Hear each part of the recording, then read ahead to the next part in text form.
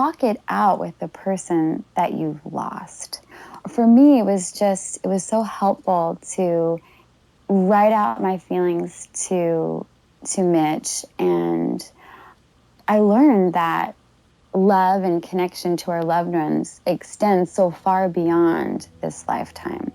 And that gave me incredible comfort to be able to sort of figure out how to create a new relationship with him. Namaste. You're listening to the Savannah Podcast. Join us on an exploration of Eastern spirituality, yoga philosophy, and conscious living for the new age.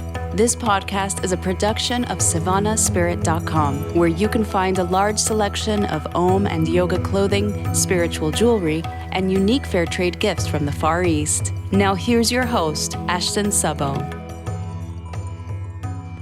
Greetings, everyone. Welcome to the Savannah Podcast. I am Ashton Szabo, your host.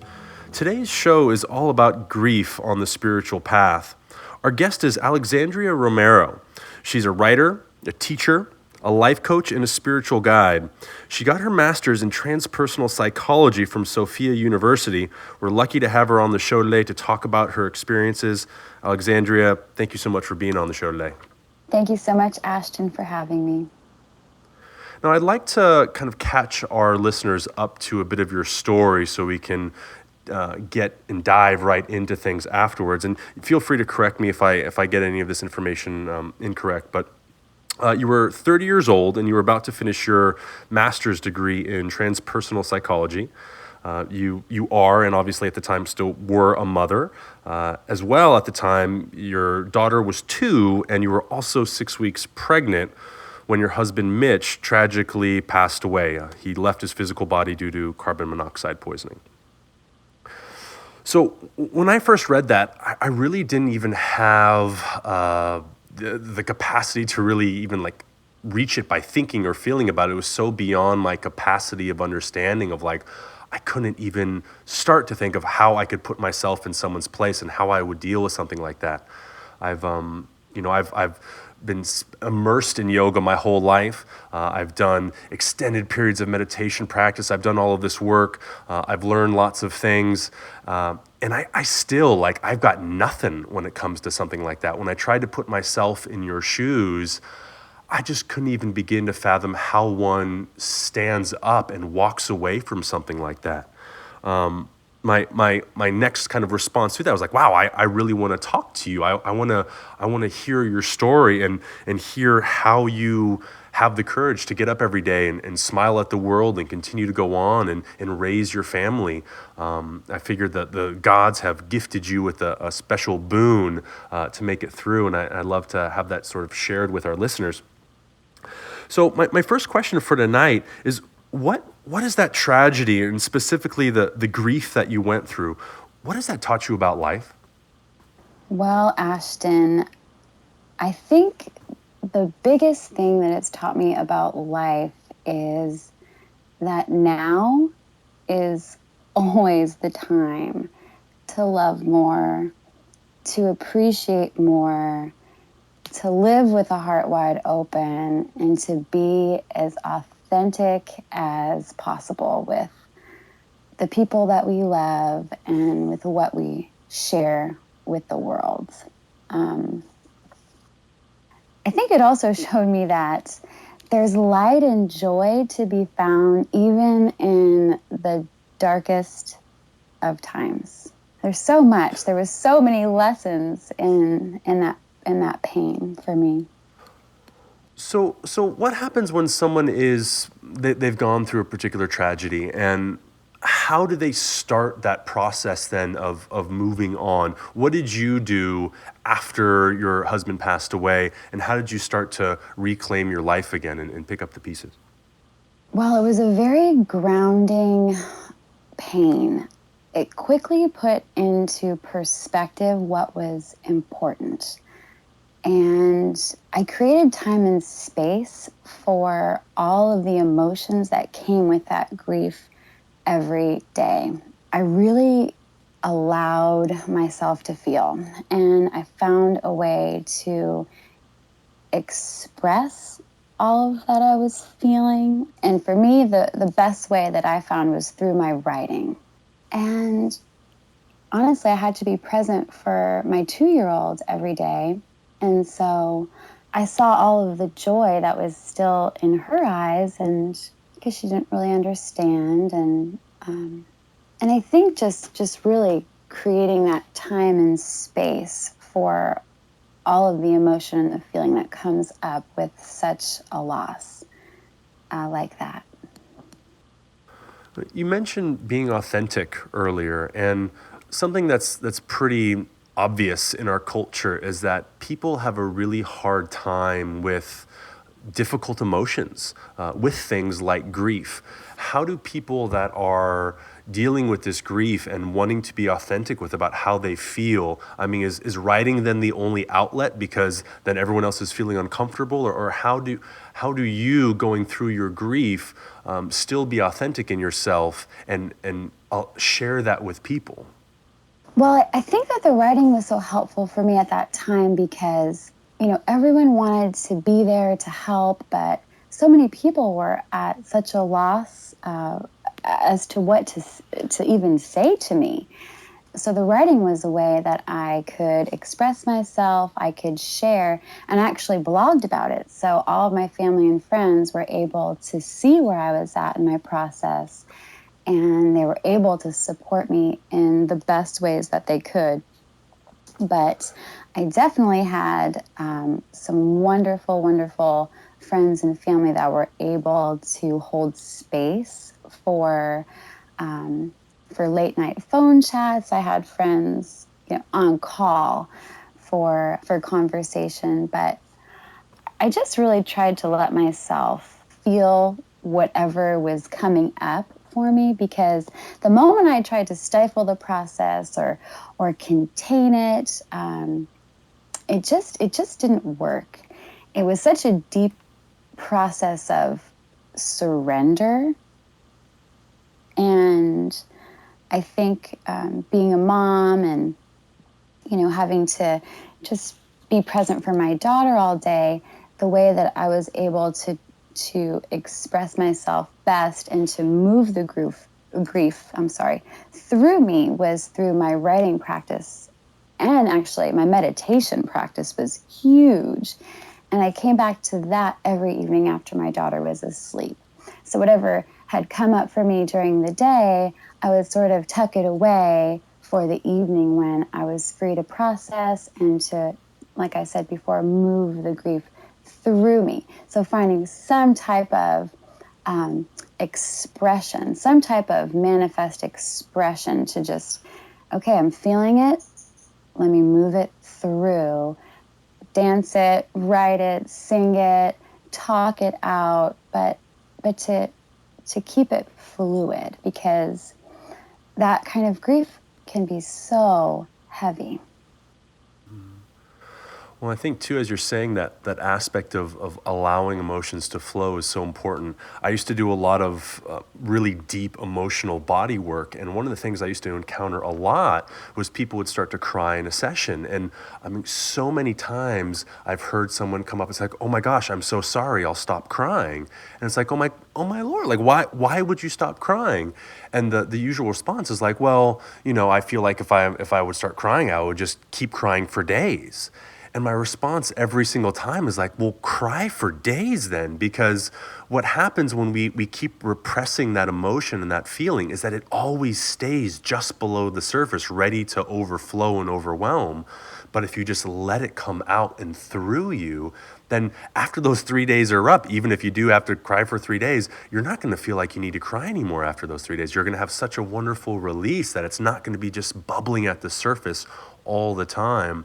So it is so important to have that method of, or even just giving yourself permission to feel the things that you're feeling.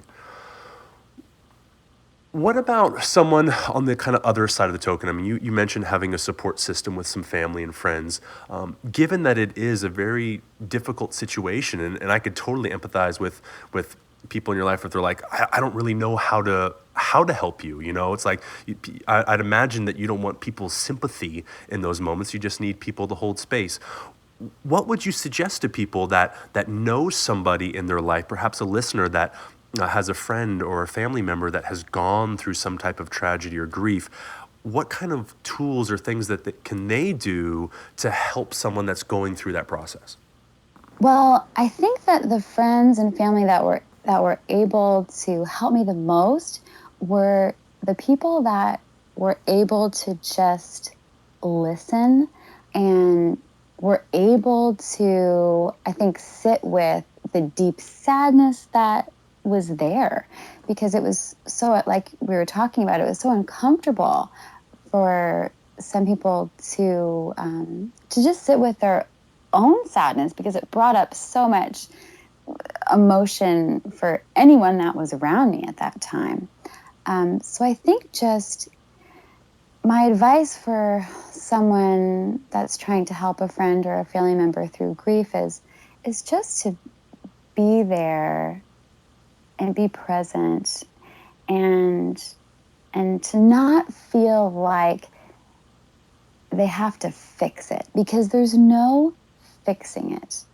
Which is tough for people because everybody wants to fix everything all the time. It is. So I think it forces people to be with their own emotions, their own process that services. And I think, like you said, yeah, sympathy, I definitely didn't want people's sympathy.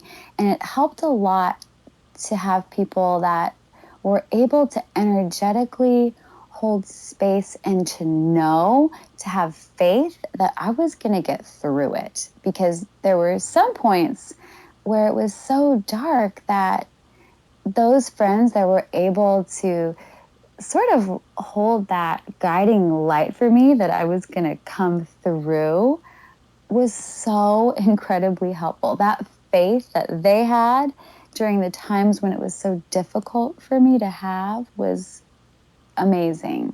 It was amazing. And that's one of the true benefits of having community and having friends for those moments when we all go through them at certain points of our lives, even if we haven't had major tragedy, where we doubt ourselves and we don't feel strong enough to get up and really combat the world, to have people in our corner saying like, no, you got this, it's okay. Like, again, it's not about fixing. You don't have to like make it better today, but like know that you'll get through this process and you'll get to the other end. And actually, I wanted to add something that I didn't mention before, but this was incredibly helpful for me. And this is, I think, important for anyone that undergoes a deep loss, is to write letters, talk it out with the person that you've lost. You can imagine that, or for me, it was so helpful to write out my feelings to Mitch. And I learned that love and connection to our loved ones extends so far beyond this lifetime. And that gave me incredible comfort to be able to sort of figure out how to create a new relationship with him, in a sense. How would you say this whole process for you has we could say shaped your spiritual journey? I mean, you're obviously you're a meditator, you're a teacher, you work a lot with these types of practices and yoga. How has this experience for you shaped and transformed your own journey? Wow. I think being face to face with death and the impermanence of life really, really helped me see what a precious gift it is to be here. And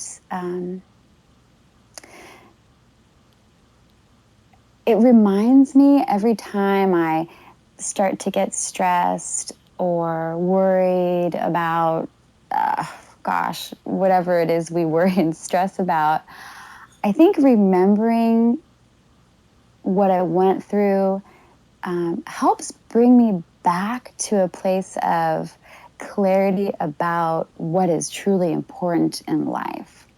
It in looking for my husband's spirit and in all of the searching that I did and all of the meditation that I did, it really grounded me and centered me and helped me find my own spirit, all the while it was, right here within me. But it's made me so grateful to be alive and to be the one that gets to take care of our daughters.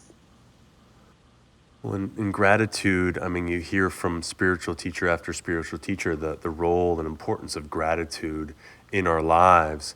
It's nice to be able to feel that gratitude without tragedy, of course, but something like that so powerful becomes that really strong reminder in life to appreciate, whether we've gone through it ourselves or hearing about going through. I mean, because when I hear stories about things like this, I mean, a lot of our guests recently on the show have actually had some pretty incredible tragedies in their life. I had a guest on recently, Linda Bloom, who her and her husband lost one of their sons when he was in his 20s, and like one of those things of like, man, a parent outliving their child and these types of things where, I mean, I've never suffered anything like that. Hopefully, in that sense, well, I won't ask for hopefully not that type of tragedy. At least hopefully if something like that happens, I have the strength to get through it. But hearing about other people's journeys with it definitely makes me want to be more grateful and have more gratitude for my family, for the life that I have. And so I think it's really great when people do stand up as well and share their stories, even though they can be challenging. I think one of the big parts that I've known from things, I mean, I've never had tragedy like that in my life, excuse me. And also just working with other people that have had some pretty major traumatic experiences, is once they get to that point when they can talk about it and it's not so emotionally charged. I mean, there's obviously always going to be emotion attached to it, but it allows for a place of sharing and connectedness that I think really draws people in and brings people into the experience, so we can all relate to it, even if we haven't had tragedy like that in our lives, and then we can move to that place of gratitude. That's right. Now, you've mentioned writing a lot, and obviously that's been a big part of your personal journey and process with this whole experience for you. I'm curious what you would think that some other helpful tools that people could use. I mean, very like practical things that people could use. I mean, writing, maybe we get a little bit more specific on that in terms of like, hey, I mean, you mentioned writing at night. I think that's something that most parents know about. That's like our magic hour. Like once the kids are asleep, it's like, okay, if I have enough energy, this is when I can get stuff done. Yes. But what would be maybe two other tools that you would recommend for people that are going through a grieving process to help them integrate that grief into their lives, not put it away or fix it, but to integrate it into their lives? Well, I think to get more specific about a writing practice, because one doesn't necessarily need to consider themselves a writer to lean into writing or journaling as an incredible tool for processing. But at the end of the day or the start of the day, just taking a few minutes to connect with, to connect with your breath, to connect with our breath, and to ask the question, okay, what's present for me? How am I feeling? What are my thoughts? What's happening in my body? Because also, so many of us hold our emotions in our bodies, as we were talking about earlier. So that practice of checking in every day, creating a sacred time and space each day to tend to that grief, to hold space for that grief, to be a loving witness to that. If journaling feels right, journaling about, okay, what's present as a way of moving it through, or doing movement, authentic movement. So dance. I used to make playlists, and that was incredibly helpful. I would listen to angry music when I was feeling angry. I would listen to really sad, heartbreaking music when I was heartbroken. And there was a sense of community and in that other people had experienced those deeply felt emotions that I was feeling, and I would sing those words. I would dance. I would move, and nature was an incredibly helpful part of my healing. I moved to Costa Rica 10 weeks after Mitch died. I moved there with my daughter. I had lived there with him a few years prior to that, and I had a great community of friends there. And so I moved back to Costa Rica with my daughter in my pregnant belly, and I immersed myself in nature. I'd walk the beach every day after I dropped my daughter off at preschool, and I would cry it out and I would breathe in the ocean waves. If you're in the forest, take a walk, breathe in that wisdom of the trees, and just really that practice of putting yourself in nature is a great way to remember that you are a part of this whole interwoven, beautiful worlds where things are born and things die every day. It's a part of the natural way. And so that gave me a lot of peace, that it was a part of the way of the world. And that's the way I would help my daughter through understanding death. You mentioned as well, and we talked about a few minutes ago of getting work done, after the children are asleep. And as you were speaking there, you also talked about after you dropped your daughter off at preschool, you'd process. But for those other moments, like how involved was your daughter in this grieving process? Like, did you grieve with her? Was that were you guys doing exercises together, or was it a kind of a separate grieving process, or how did that play out for you? Well, at that time, my daughter Ava was 2 years old, 2 years old and 3 months. And so I tried to explain my husband's death and her father's death to her through the spiritual lens only at that particular time. And I wasn't always able to save the grief for the evening. And that really wouldn't have been realistic, nor would it have been healthy for me to do that. So she would see me cry. I'd put on an Angry Pink song or a really sad Adele song, and I would dance it out. And she'd dance with me, and I would just try and share with her as much as I felt that she could understand, as much as I felt was age appropriate for her. And one of the ways that she found a lot of comfort is watching videos of him. And that was incredibly painful for me. But I would watch her and she would be so joyous. She would watch those videos and she would, Daddy, and she'd be smiling, and that particular part was really tough because I could not help but cry in watching those videos of him because it was so gut-wrenching that I just couldn't have him in that way again. I've got like a fist in my stomach even just hearing you talk about it, because thinking of just like that, sitting there and going through that, and then also not only going through your own process but then witnessing your daughter's process must have been something that was quite difficult to go through.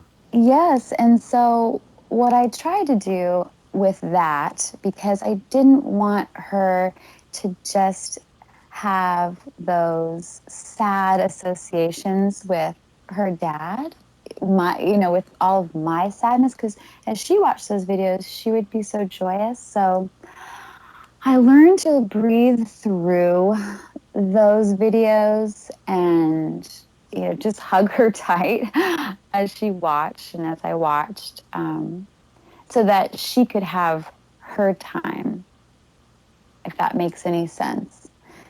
Absolutely. Yeah, wow. That was, yeah. So yeah, I can only begin to imagine.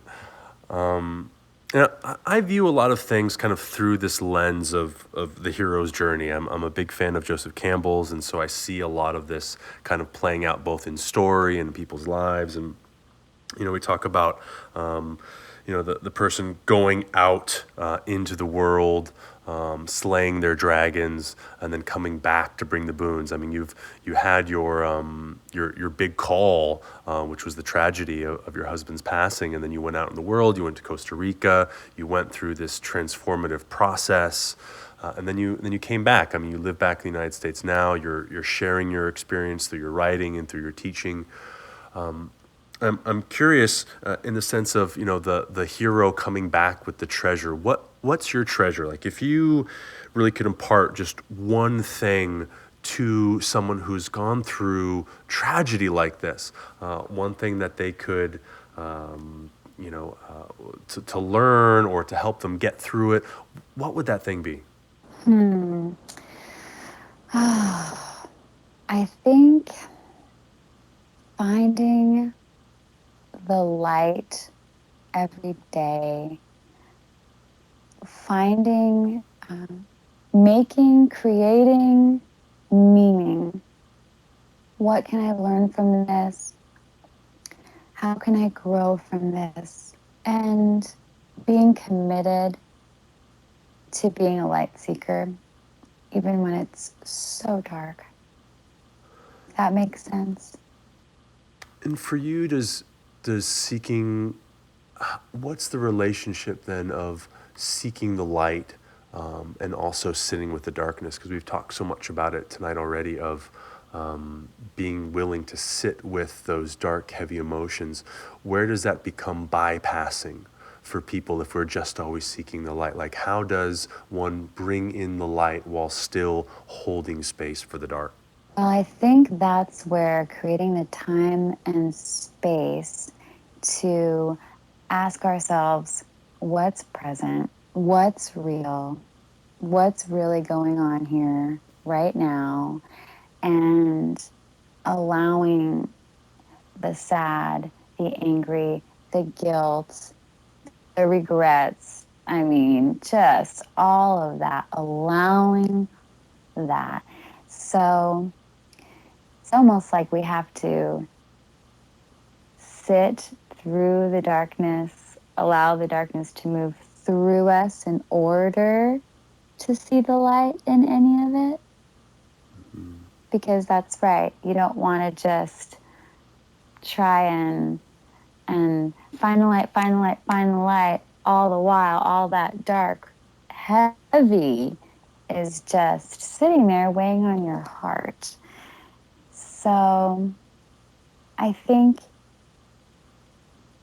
balancing those two, being with all of those heavy emotions and then being committed to finding joy every day also, because that joy is in your daughter's smile. It's the little flower growing out of the crack in the sidewalk. It's there too. They're both there. Just allowing that process of grieving to occur and unfold in its own time, because it was anything but linear for me. On any given day, I might feel angry, sad, guilt, shock, acceptance, or I might just feel lots and lots of sad. So just allowing that process, but also remembering that life is truly a gift, and to be able to hold space for both the light and the dark. Well, it's nice too, as we've talked about already, having some practices, whether it's writing, whether it's meditation, whether it's yoga, whether it's dance, whatever it is, having some type of anchor to kind of steady you through all of those ups and downs. Because as you mentioned, one day you can have the entire range of human emotion coming through you without it making any sort of sense, and to have that steady anchor and presence of some type of practice or practices, I think is a great way to get us all through all the various ups and downs of life. So that's another really great piece of this puzzle of sort of integrating both the light and the dark, is having some sort of steady presence in between to kind of carry us through. Well, I really appreciate you sharing your story with us today, Alexandria. How can people find out more about what you're doing? You're writing. I know you've got a website. There's a book coming out. Where can we find out more about you? Well, my website is the best place to check me out, and it's my full name, alexandriaromero.com. And we'll have the spelling in the show notes just in case. Perfect. And yeah, like you mentioned, I have a children's book about losing a parent, specifically for kids, coming out in mid-July, and some new workshops and some new online courses coming out that can all be found on my website. And there's a cute little pop-up that you'll see on my website. And if people sign up for my newsletter, then they'll get information about start dates of courses and workshops and things like that. So yeah, that would be great. That would be wonderful. And I have a blog, which I mentioned earlier, that I blogged through the whole grieving and healing process, and I'm still blogging. So you'll have to check me out there, and that's also on my website. Wonderful. Well, thank you so much for coming on the show and sharing your story with us and your process. And I hope our listeners have gotten a lot by hearing about your own ups and downs and the things that you've done for it. We really appreciate you sharing. Thank you, Ashton. Thank you so much. To all of our listeners out there, thank you so much for listening. I hope you all have a blessed and present moment. Namaste. Hey everybody, thanks for listening to the show today. Please go over to iTunes, write a review, let us know what you think. It helps us in creating new content for all of you. It also helps new listeners get a sense of what to expect from the show. We really appreciate your feedback. Thanks again for listening. Namaste. You've been listening to the Savannah Podcast. To find out more about Savannah, go to savannahspirit.com or follow Savannah on Facebook at facebook.com/Savannah Spirit. For daily inspiration, check out our blog at savannaeast.com. Be sure to join us next week for a new episode, and thank you for listening to the Savannah Podcast.